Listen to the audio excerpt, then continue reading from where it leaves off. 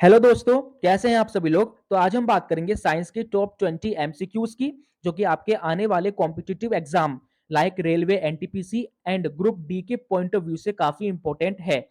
इसलिए वीडियो के एंड तक बने रहिए। और ये वीडियो अगर आपको अच्छा लगे तो चैनल को सब्सक्राइब जरूर करें। तो चलो without any wasting of time शुरू करते हैं अपना टॉपिक। तो पहला क्वेश्चन ये कहा गया है कि विच of the following vitamin helpful in blood clotting. इनमें से ऐसा कौन सा विटामिन है जो ब्लड क्लोटिंग में हेल्प करता है। विटामिन के, विटामिन सी, विटामिन ई या विटामिन डी। तो इसका करेक्ट ऑप्शन दोस्तों ऑप्शन ए यानी विटामिन के। ठीक है दोस्तों। Now question number second, human face is made up of how many bones. यानी कि जो ह्यूमन का फेस है ये टोटल कितने नंबर ऑफ बोन से बना हुआ होता है। 15, 17, 14 या 10। तो इसका करेक्ट ऑप्शन दोस्तों ऑप्शन सी यानी 14। ठीक है दोस्तों, ये एक इंपॉर्टेंट क्वेश्चन है। Now question number third, the term protein was coined by. यानी कि जो प्रोटीन टर्म है यानी कि जो प्रोटीन वर्ड है इसको सबसे पहले किसने यूज किया था। The protein was coined by, term protein was coined by. तो इसका करेक्ट ऑप्शन है दोस्तों ऑप्शन ए, बर्जीलियस ने फर्स्ट टाइम प्रोटीन वर्ड को कॉइंड किया था। यानी कि कह सकते हैं कि बर्जीलियस ने फर्स्ट टाइम प्रोटीन वर्ड को यूज किया था। ठीक है दोस्तों। Now question number fourth, slake lime reacts with chlorine to form what. अगर हम स्लेक लाइम को अगर क्लोरीन के साथ रिएक्ट करते हैं, स्लेक लाइम को हम केमिकली कैल्शियम हाइड्रोक्साइड कहते हैं। क्या कहते हैं? कैल्शियम हाइड्रोक्साइड यानी CaOH का होल ट्वाइस, कैल्शियम हाइड्रोक्साइड, जिसको कॉमनली क्या कहा जाता है? Dry slack lime.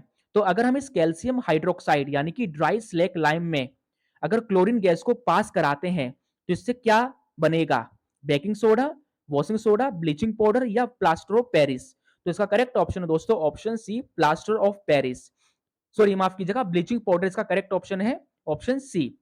यानी कहने का मतलब ये है कि अगर हम ड्राई स्लेक लाइम यानी कि कैल्शियम हाइड्रोक्साइड में अगर हम क्लोरीन गैस पास कराते हैं तो इससे ब्लीचिंग पाउडर का फॉर्मेशन होगा। एंड ब्लीचिंग पाउडर ये एक लाइट येलो कलर का पाउडर है जिसका यूज मेनली डिटर्जेंट्स वगैरह में किया जाता है क्लीनिंग की पर्पज से। ठीक है दोस्तों। नाउ क्वेश्चन नंबर फिफ्थ, इसमें क्या कहा गया है कि sound travels with different speed in media, in what order does the velocity of sound increases in this medium. यानी कहने का मतलब यह है दोस्तों कि साउंड की जो स्पीड है वो हर मीडियम में अलग अलग होती है। तो क्वेश्चन में ये पूछा गया है कि साउंड की स्पीड सबसे कम कौन से मीडियम में होगी, उससे ज्यादा किस में होगी और सबसे ज्यादा किस में होगी। यानी कि इस क्वेश्चन में साउंड की वेलोसिटी की इंक्रीजिंग ऑर्डर पूछा जा रहा है। यानी कि साउंड की स्पीड सबसे कम किस में, उससे ज्यादा किस में और सबसे ज्यादा किस में होगी। तो ये कुछ ऑप्शन दे रखे हैं और इसका करेक्ट ऑप्शन दोस्तों ऑप्शन ए, यानी एयर में साउंड की स्पीड सबसे कम होगी, उससे ज्यादा वाटर में होगी और सबसे ज्यादा आयरन में होगी। एयर में साउंड की स्पीड 343 मीटर पर सेकेंड होती है। वाटर में साउंड की स्पीड एयर से 4 to 5 टाइम्स ज्यादा होती है, दैट इज 1480 मीटर पर सेकेंड। वहीं आयरन में साउंड की स्पीड जो है वो वाटर से 15 टू 20 टाइम्स ज्यादा होती है, दैट इज 5120 मीटर पर सेकेंड। तो कह सकते हैं कि एयर में साउंड की स्पीड सबसे कम है, उससे ज्यादा वाटर में और सबसे ज्यादा आयरन में। तो ये पूछा गया था क्वेश्चन में कि साउंड की स्पीड का इंक्रीजिंग ऑर्डर क्या होगा। ठीक है दोस्तों। नाउ क्वेश्चन नंबर सिक्स, ये एक इंटरेस्टिंग क्वेश्चन है, ध्यान से सुनिएगा। At high altitude nose bleeding occurs due to. यानी कि जब कोई ऊंचाइयों पे जाता है जब कोई भी इंसान, तो इससे क्या होती है? नोज ब्लीडिंग होती है। तो वो किसकी वजह से होती है? High atmospheric pressure, low atmospheric pressure, severe cold या नॉन ऑफ दिस। तो इसका करेक्ट ऑप्शन है दोस्तों option B, low atmospheric pressure की वजह से। यानी ऊंचाइयों पे क्या होता है? लो एटमॉस्फेरिक प्रेशर होता है जिसकी वजह से बॉडी का अंदर का प्रेशर और बाहर का प्रेशर मेंटेन्ड नहीं रह पाता।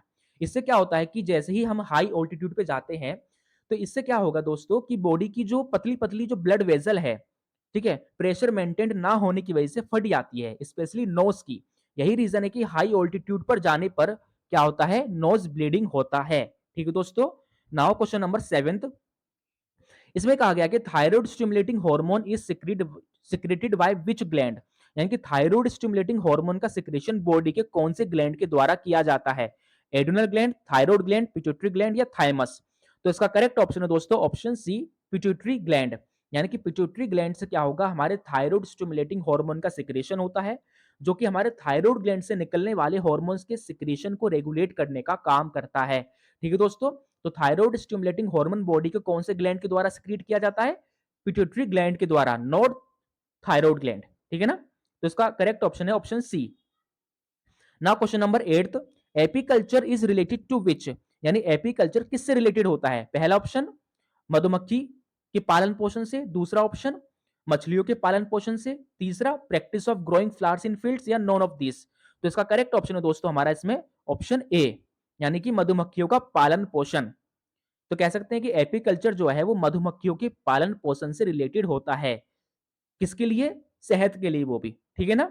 Now question number 9, which of the following vitamin is synthesized by intestinal bacteria.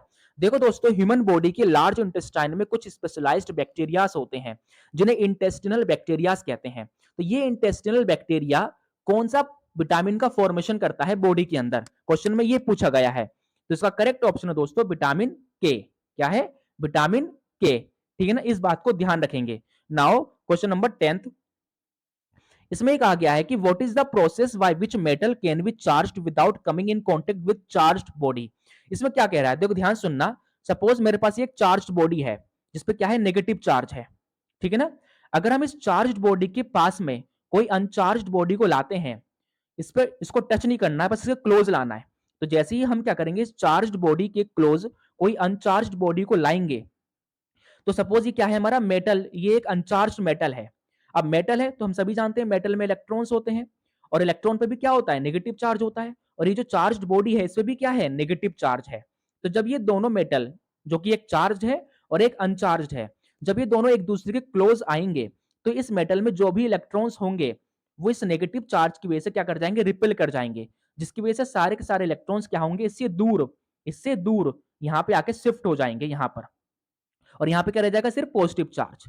तो देख सकते हैं यहाँ पे कि जैसे ही हम क्या करते हैं, किसी भी चार्ज्ड मेटल के पास कोई अनचार्ज्ड मेटल को लाते हैं, तो वो अनचार्ज्ड मेटल भी क्या होता है, कुछ समय बाद चार्ज्ड हो जाता है। तो इस प्रोसेस को क्या कहा जाता है, तो इस प्रोसेस को इंडक्शन कहा जाता है। यानी कि जब हम किसी भी चार्ज्ड मेटल के क्लोज कोई अनचार्ज्ड मेटल लाते हैं, तो वो मेटल भी चार्ज्ड मेटल की वजह से क्या होता है, चार्ज्ड हो जाता है। कौन सा, अनचार्ज्ड मेटल, ठीक है ना। And this process is known as induction, ठीक है ना। तो क्या है इंडक्शन, कि जब किसी भी अनचार्ज्ड मेटल के पास कोई, जब किसी भी चार्ज्ड मेटल के पास कोई अनचार्ज्ड मेटल को लाया जाए, तो इससे क्या होता है, जो हमारा अनचार्ज्ड मेटल है वो भी चार्ज्ड हो जाता है। And this process is known as induction, ठीक है ना। तो ये ध्यान रखेंगे, इंपॉर्टेंट क्वेश्चन है, पूछ सकता है आपसे। Now question number 11, which of the following cell organelle is known as suicidal bag. इनमें से ऐसा कौन सा सेल ऑर्गेनली है जो सुसाइडल बैग के नाम से जाना जाता है। तो इसका करेक्ट ऑप्शन है दोस्तों ऑप्शन डी, लाइसोसोम। हमारे लाइसोसोम के अंदर कुछ डाइजेस्टिव एंजाइम्स होते हैं। तो जब लाइसोसोम के अंदर कोई पार्टिकल जाता है, तो डाइजेस्टिव एंजाइम्स की वजह से सारे के सारे पार्टिकल डिस्ट्रॉय हो जाते हैं। इसलिए लाइसोसोम को सेल का, यानी कोशिका का क्या कहा जाता है, सुसाइडल बैग कहा जाता है। ठीक है दोस्तों। ना question number 12, what is the range of colloidal particles. हमारे कोलोइडल सोल्यूशन में जो कोलोइडल पार्टिकल्स होते हैं, इनकी रेंज क्या होती है, 1 to 1000 nanometre, 1 to 800 nanometre, 1 to 500 nanometre, या नॉन ऑफ दिस। तो इसका करेक्ट ऑप्शन दोस्तों ऑप्शन ए, 1 to 1000 नैनोमीटर, ठीक है दोस्तों। और नाउ 1 नैनोमीटर के अंदर 10 to the power -9 मीटर होता है, इस बात को भी ध्यान रखेंगे। ठीक है दोस्तों। नाउ क्वेश्चन नंबर 13, ये एक मोस्ट इंपोर्टेंट क्वेश्चन है। इसमें ये कहा गया है what is syn gas. Syn gas क्या है, यानी कि सिन गैस जो है वो कौन कौन से गैसेस के मिक्सचर से बना हुआ होता है।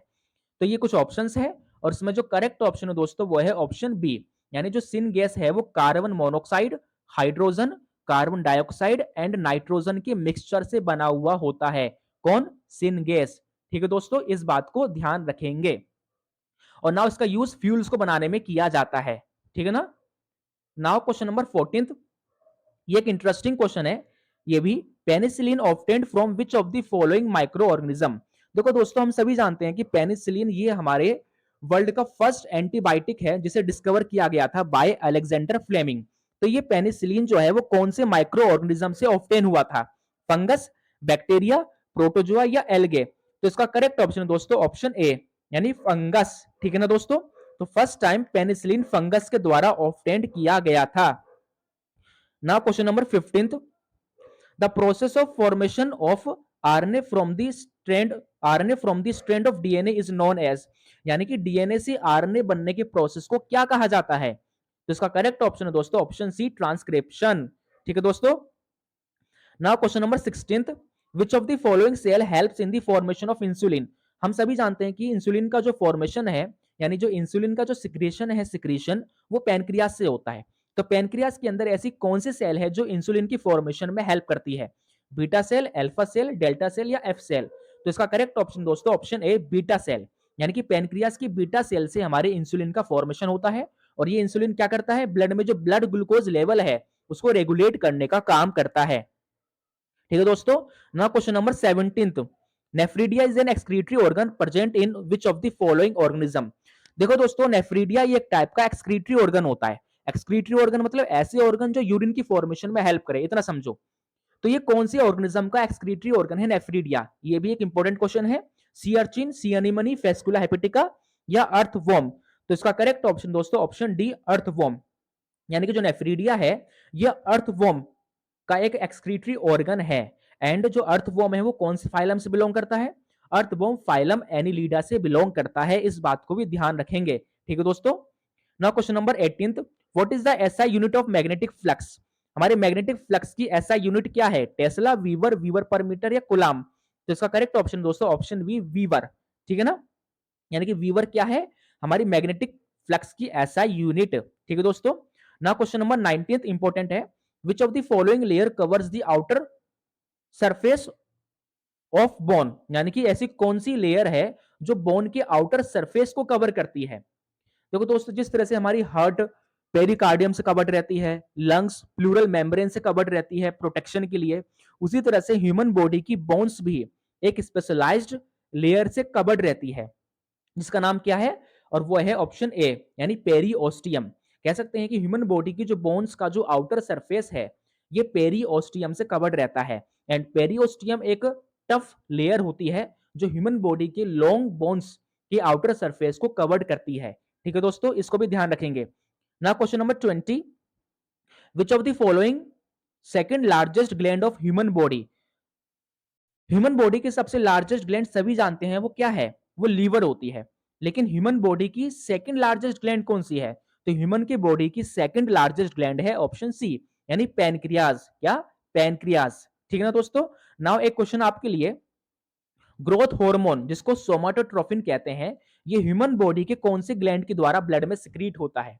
इसका आंसर आप कमेंट में बताएंगे। और ये वीडियो अगर आपको अच्छा लगा हो तो चैनल को सब्सक्राइब और वीडियो को लाइक जरूर करें।